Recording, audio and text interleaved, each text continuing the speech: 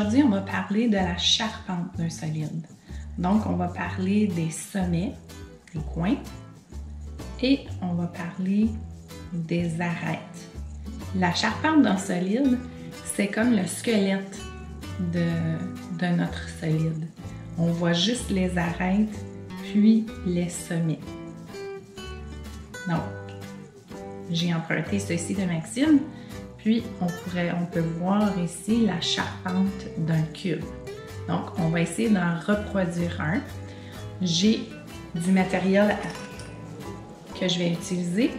Moi, j'ai coupé des bâtons de brochette, puis je vais utiliser de la pâte à modeler. Si toi, tu n'as pas ça à la maison, tu pourrais utiliser des bâtons de popsicle, tu pourrais utiliser des cure-pipes ou tout autre matériel pour faire les arêtes. Puis moi, j'utilise la pâte à modeler pour faire les sommets.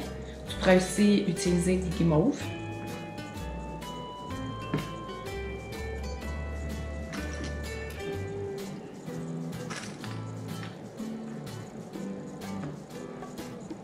Ce qui est important, c'est que notre matériel soit tout de la même grandeur pour qu'on ait des formes qui sont pareilles, hein, pour faire nos solides comme il faut.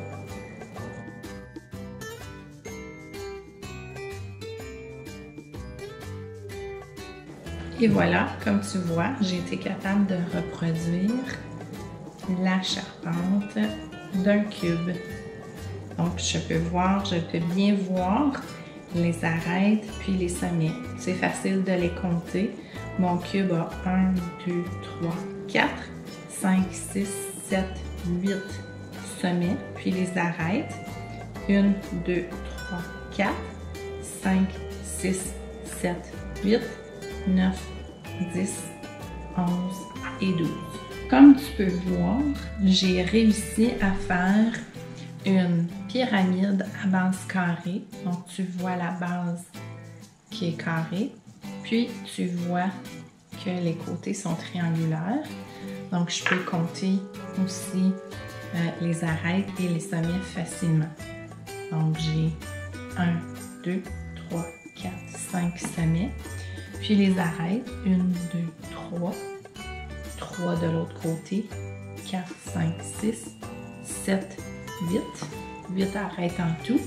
Puis j'ai réussi aussi à faire un prisme à base triangulaire. Tu vois qu'il y a une base triangulaire sur la devanture, puis de l'autre côté également. Si je compte les sommets, 1, 2, 3, 4, 5, 6. Les arêtes, 1, 2, 3, 4, 5, 6, 7 et 8. Donc, à ton tour de t'amuser à la maison à créer la charpente de différents solides, prismes ou pyramides. Amuse-toi bien!